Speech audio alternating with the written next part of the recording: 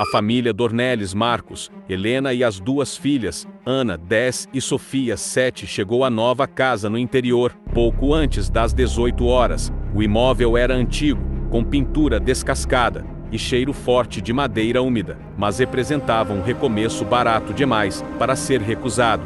Eles pretendiam reformar aos poucos, porém estavam ansiosos para dormir ali naquela noite, mesmo com caixas espalhadas pelos cômodos e lâmpadas queimadas em metade da casa. Enquanto descarregavam as últimas malas, o céu escureceu como se alguém tivesse apagado o sol de repente. Uma ventania atravessou o quintal, e as telhas começaram a ranger. Às 18h05, uma chuva pesada caiu com violência, tamborilando no telhado como pedras. A energia piscou 2 vezes, e, em seguida, apagou de vez, mergulhando a casa naquela escuridão profunda típica do interior. Helena tentou acalmar as meninas, acendendo 2 velas que trouxera na mochila, mas a chama tremia como se algo assoprasse de perto. Marcos procurou a caixa de lanternas, mas antes que encontrasse, um estrondo sacudiu a casa, vindo da parte de trás. Parecia uma porta batendo com força, ou algo maior. "Deve ser o vento", murmurou ele, embora sua voz não convencesse ninguém. Ana segurou a mão da mãe e apontou para o corredor comprido que dava acesso aos quartos. No escuro, exatamente no meio do corredor, havia uma figura imóvel, pequena, baixa, parecia uma criança, mas nenhuma das 2 filhas estava lá. "Pai, tem alguém ali", sussurrou Ana, engolindo seco. Marcos iluminou o corredor com a lanterna do celular. A luz fraca desenhou as paredes emboloradas, mas não revelou ninguém. A figura sumira como se nunca tivesse estado ali. "Deve ter sido a sombra das caixas", disse ele, tentando parecer firme. Eles seguiram para a sala, se reunindo perto da mesa para esperar a chuva passar. Mas algo estava errado, muito errado. A casa parecia respirar. Cada estalo da madeira ecoava como passos no 2º andar, embora eles não tivessem subido lá ainda. E então veio o barulho, um arrastar pesado, como móveis sendo empurrados lentamente, vindo diretamente do quarto que deveria ser das meninas. "Não tem vento que mova um armário", disse Helena, pálida. Um segundo depois, um choro baixo ecoou pela casa. Não era das crianças, não era humano, era profundo, arranhado, como se viesse de alguém que não respirava há anos. E foi então que Sofia perguntou a frase que gelou todos: "Mãe, quem é a menina molhada que está ali na porta?" Helena virou-se devagar, temendo confirmar o que Sofia havia dito. No batente da porta da sala, iluminada apenas pelo tremular das velas, estava uma menina. Sua pele era tão pálida que quase refletia a luz fraca. Os cabelos escorriam água, pingando no chão e formando uma pequena poça aos seus pés. Ela usava um vestido antigo, amarrotado, encharcado, colado ao corpo magro. Mas o que mais chamava a atenção eram os olhos, completamente vazios, como se não procurassem nada, apenas observassem. "Meninas, fiquem atrás de mim", ordenou Marcos, embora sua voz estivesse quebrada. A menina não se moveu, apenas inclinou a cabeça para o lado, como um animal curioso tentando entender uma presa. O silêncio era tão denso que parecia que nem a chuva lá fora existia. De repente, a vela ao lado dela apagou sozinha. Um estalo seco percorreu toda a casa, como se algo tivesse torcido as paredes. A menina deu um passo para frente. O tapete da sala ficou encharcado sob seus pés. Quando abriu a boca para falar, não saiu voz, apenas o som da água escorrendo, um gorgolejo de afogamento. Helena agarrou as filhas, puxando-as para trás. Marcos fechou o punho da lanterna e soltou: "O que você quer?" A menina ergueu o braço lentamente, apontou para o corredor e, em seguida, desapareceu. Não correu, não se dissolveu na luz, apenas sumiu, como se tivesse sido apagada da realidade. O som cessou, o silêncio voltou a ser absoluto. "Isso não é real", murmurou Helena, tremendo. Marcos tentou recuperar o controle. "Vamos até o quarto das meninas. Talvez tenha alguma explicação. Talvez seja alguém invadindo a casa." Mas no fundo ele sabia, aquilo não era humano. Eles caminharam pelo corredor com a lanterna trêmula. O chão estava molhado, deixando rastros como se alguém tivesse caminhado ali poucos segundos antes. A porta do quarto estava entreaberta. Um vento gelado saiu de dentro, fazendo as velas que carregavam quase apagarem. Ao empurrar a porta, o susto veio de imediato. O armário estava no meio do quarto, completamente virado, As camas das crianças, ainda sem lençol, tinham marcas pequenas de mãos úmidas sobre o colchão, e no canto, perto da janela estourada, havia um desenho infantil preso à parede com um prego torto. Ana o retirou com cuidado. Era uma folha velha, quase rasgando. No centro, um rabisco de 3 pessoas: um homem, uma mulher e uma menina com um vestido encharcado. Abaixo, letras tortas escritas com força. Ela não quis ir sozinha. A frase deixou todos gelados. No instante seguinte, algo bateu no teto, 3 pancadas fortes, como se alguém estivesse andando diretamente acima deles, no sótão que eles nem sabiam que existia. Marcos ergueu a lanterna para a escada estreita que dava acesso ao sótão. A água começou a pingar lá de cima. Ping, ping, ping. Ela está lá, sussurrou Sofia, agarrada à mãe. E, como resposta, o som mais assustador daquela noite tomou a casa. Passos lentos, vindo de cima. Os passos no sótão eram lentos, pesados, como se alguém estivesse caminhando bem acima deles. Cada batida fazia a poeira cair do teto. Helena abraçou as meninas com força, enquanto Marcos encarava a escada estreita que levava ao sótão, tampada por uma pesada placa de madeira. O barulho lá em cima ficou mais forte. Algo arrastava pelo chão, seguido de 3 batidas secas. Depois, a água começou a escorrer pelas bordas da tampa, pingando diretamente no ombro de Marcos. A água era absurdamente gelada. Não sobe, sussurrou Helena, agarrando as meninas. Essa casa não quer a gente aqui. Marcos hesitou, mas sabia que não poderiam passar a noite inteira ouvindo aquilo. Respirando fundo, puxou a tampa. Um vento congelante escapou, carregando cheiro de madeira podre e água parada. A escuridão lá dentro parecia viva. Ele subiu lentamente os primeiros degraus. A lanterna tremia em sua mão. Quando finalmente ergueu a cabeça dentro do sótão, viu o que jamais imaginaria. O chão estava completamente alagado, coberto por uma camada fina de água que refletia a luz como um espelho quebrado. Brinquedos antigos, todos encharcados, estavam espalhados. Uma boneca sem olhos, um cavalinho de madeira, um carrinho de ferro enferrujado. No centro, uma pequena cadeira de balanço movia-se sozinha, muito devagar.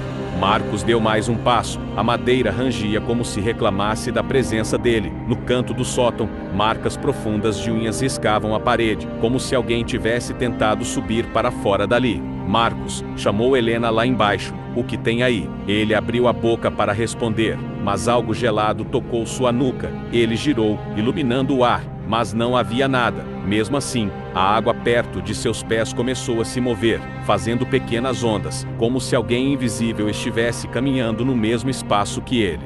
O coração dele disparou. Ele recuou um passo. A cadeira de balanço parou de repente. E então ouviu um sussurro infantil, molhado, como se viesse de dentro da água. Vocês não vão embora. A lanterna apagou naquele instante. Marcos despencou escada abaixo, quase caindo sobre Helena. Ele puxou a tampa e a fechou com força. No mesmo segundo, 3 batidas violentas vieram do outro lado, seguidas da mesma voz, agora mais forte. Ela não quis ir sozinha. O chão tremeu. A água começou a escorrer pelo corredor, aumentando rápido, como se viesse de dentro das paredes. As luzes das velas dançavam desesperadas. Helena apontou para a porta da frente. Corre, a gente tem que sair. Mas quando tentaram abrir, perceberam que a porta estava completamente travada, como se a madeira tivesse inchado e se fechado por dentro. Não cedia nem 1 milímetro. De repente, algo correu pelo corredor, pequeno, rápido, molhado. A vela caiu e tudo ficou no escuro. As meninas começaram a chorar, mas foram silenciadas por um som ainda mais perturbador. O riso, o mesmo riso infantil da menina molhada, e ele vinha de trás deles. O riso ecoou pelo corredor escuro, fazendo a água vibrar ao redor dos pés da família. Marcos tentava acender a lanterna, mas ela piscava, como se algo drenasse sua energia. Helena apertava as filhas contra o peito, incapaz de disfarçar o pavor. A água subia devagar, mas constante, vindo das paredes, das portas, até das rachaduras do piso. A casa parecia sangrar água. O riso ficou mais próximo, como se circulasse pela sala, brincando com eles. A gente precisa sair agora, disse Marcos, puxando Helena em direção à cozinha. A porta rangeu, abrindo-se com dificuldade. O ambiente estava ainda mais alagado. O cheiro de madeira podre era quase insuportável. Marcos correu até a janela, a única saída possível, mas quando tentou abri-la, a madeira não cedeu. Um som de respiração surgiu atrás dele, uma respiração baixa, úmida, como a de alguém que acabara de sair debaixo de água. Ele virou rápido, nada, mas a água formou pequenas ondas, como passos invisíveis circulando ao redor dele. Ela está aqui, murmurou Ana, chorando. Um estrondo forte sacudiu a casa, a tampa do sótão, que deveria estar travada, abriu sozinha. A madeira levantou como se mãos invisíveis a empurrassem. Um vento extremamente gelado percorreu o corredor. Helena recuou com as meninas. A voz da menina ecoou lá de cima.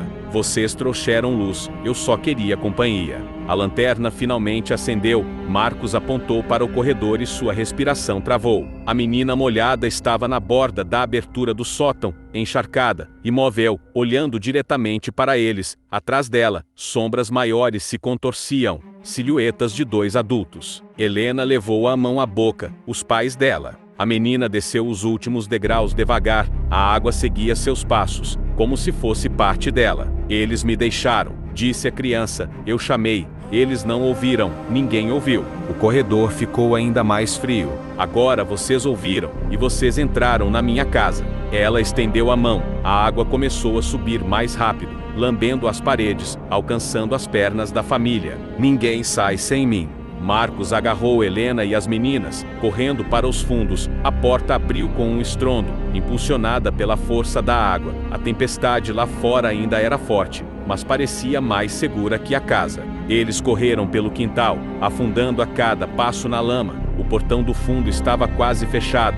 Marcos empurrou com todas as forças, enquanto Helena puxava as meninas para fora. Atrás dele, a menina apareceu na soleira da porta, parada sob a chuva. Não parecia furiosa, parecia triste. Ela não quis ir sozinha, disse com voz baixa. Eu também não quero. A água atrás dela se ergueu como uma onda. Marcos, vem, gritou Helena. Ele se jogou para fora. O portão bateu com força, isolando a família da casa. Por um instante, tudo ficou silencioso até o choro da menina ecoar por toda a rua, como se a tempestade estivesse chorando junto. A família correu para a estrada, sem olhar para trás. A casa parecia tremer, viva, observando, e o choro não parava.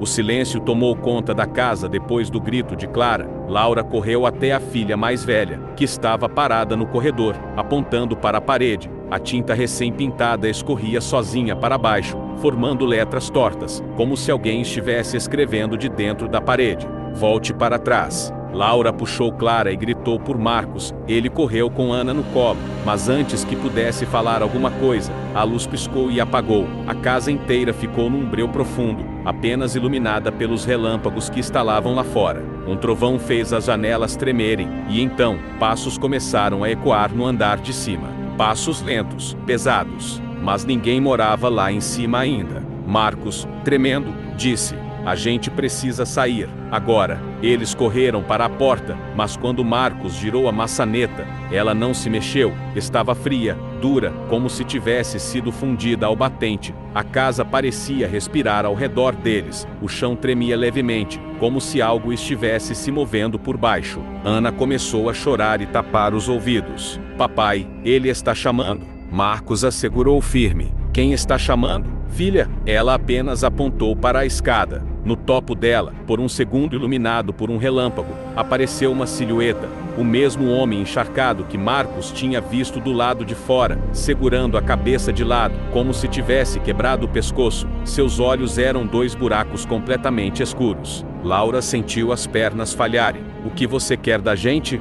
O homem deu um passo, e o corredor inteiro pareceu se estreitar. A voz que saiu dele era uma mistura de vento e água entrando pelas frestas. Saiam antes que eu fique. A parede atrás dele começou a inchar, como se algo estivesse tentando atravessar. As portas bateram uma por uma. O chão ruiu um pouco, a casa inteira parecia se contorcer. Viva, faminta, Marcos tomou coragem e pegou uma das cadeiras, quebrando a janela da sala com toda a força. O vidro estourou e o vento gelado entrou. Pulem, agora!